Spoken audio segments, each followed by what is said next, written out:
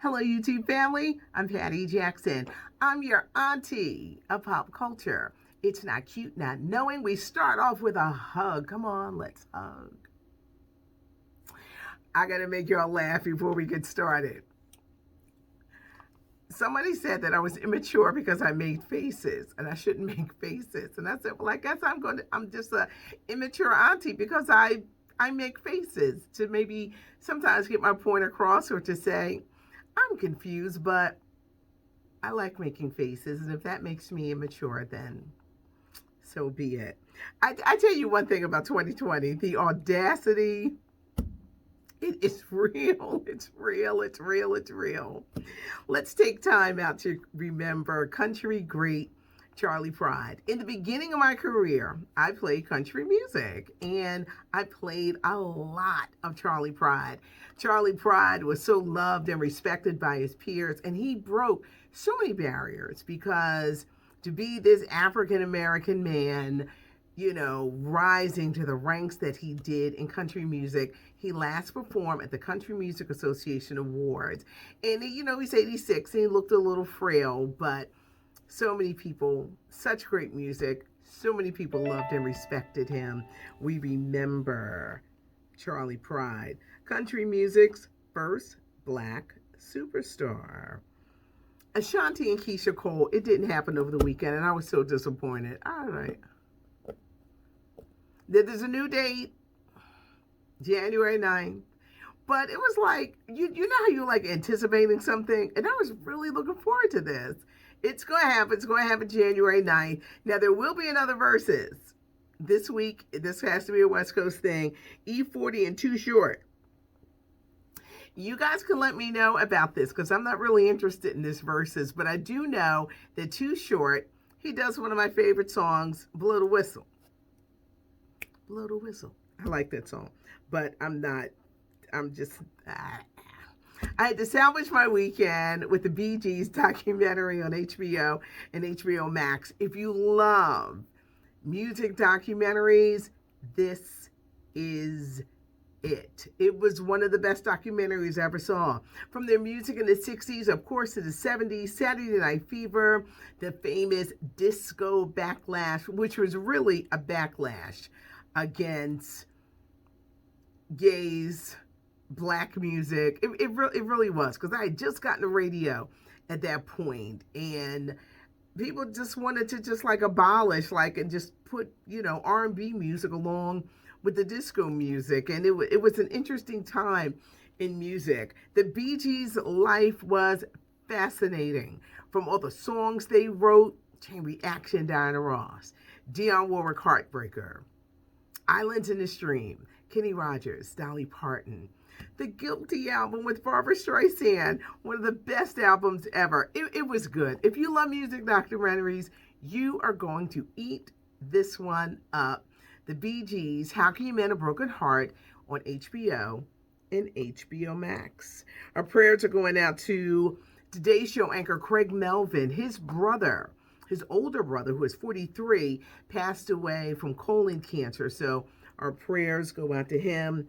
For those who didn't see Tenet, Tenet, the Christopher Nolan movie, it got lost into should we stream it? Should we put it in theaters? It didn't make the money in the States, but now people are going to have a chance to really see it, because it's not only going to be streaming, but it's going to be available on DVD and Blu-ray. John David Washington is the son of Denzel Washington, Robert Pattinson, Twilight movie fame. He's going to be the new Batman in the movies. See it. Now, Christopher Nolan movies are busy, and you can't half watch them because there's a lot going on. But Tenet is finally coming out so that everyone will have a chance to see it. Rihanna, everything she touches turns to gold. The music, the makeup line, the skincare line, Savage X lingerie. Now we're hearing that Rihanna wants to come out with a line of athleisure wear, athletic line. When you think of what the success that Beyonce is having with Ivy Park, it makes sense. I'm hearing it won't launch until late next year, launching off in Europe first before it comes to the U.S. Singer Robin Thicke, he's a dad again. His girlfriend gave birth to their third child. I don't know why he won't marry her. Robin Thicke used to be married to actress Paula Patton, and they have a son, but Robin Thicke's girlfriend just gave birth to their third child. Let's talk rapper Lil Wayne. He's got a lot going on. He's being sued by an ex-manager for $20 million. He faces 10 years in jail, and he pleaded guilty to gun charges, kind of like a federal charge. And he recently sold his music catalog. When you sell your music catalog, it's huge because you sign away the rights and you get a lump sum of money. Is the rapper getting his house in order, and will he do right by his money? But he sold his entire music catalog. Carol Sutton, she's known as the Queen of New Orleans. She passed away over the weekend. Dionne Warwick, she turned 80, and there's a saying that you know you made it when they do a parody on you on Saturday Night Live. Dionne is tearing up Twitter. She's funny. And they did a skit where, because, she'll dismiss people, especially if she don't understand you. But it was a really funny skit. And they said that she was throwing shade, at Keenan. I said, that's Dionne. She had a marvelous weekend. She had a virtual celebration. And cherry on top, getting spoofed on Saturday Night Live. I remember when Steve Harvey was mad about Kenan Thompson, but it was the best. And Kenan wasn't doing it out of disrespect. It was just funny. And when they do the skit, where Kenan plays, Steve Harvey, it's funny. And I said, no, it's a tribute when they do it. It's not something where they want to make fun of you. American Skin, the Nate Parker film with Omari Hardwick. Spike Lee is the executive director. This is going to start streaming, everybody, January 21st. The trailer for this is just one of those, you're just going to be in awe. It's about a man who witnesses his teenage son being murdered by the cops, and he goes on revenge, getting his street justice. I want to talk about Oprah Winfrey and Megan Markle. First of all, and y'all know, leave y'all comments in the thing. Why don't people like Megan Markle? It has nothing with her being black. I don't think it has anything to do with her being black. I think it's about her being authentic. Okay, so her and Harry, they leave the British monarchy and they're living here. They haven't caught on. Is it because the times that we're living in is different and people just don't care? Or there's an indifference, when you come to the States? Oprah Winfrey is coming to her rescue. They're doing things like softening her look, her makeup, so that she'll seem, like more authentic. And Oprah's coming to the rescue to really get behind causes that she has.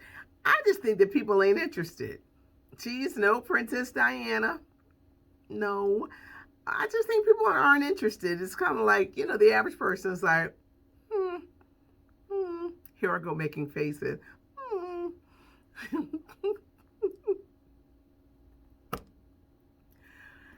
What do you think it is? And I refuse to hear that her being black or mixed or whatever you want to say has anything to do with it.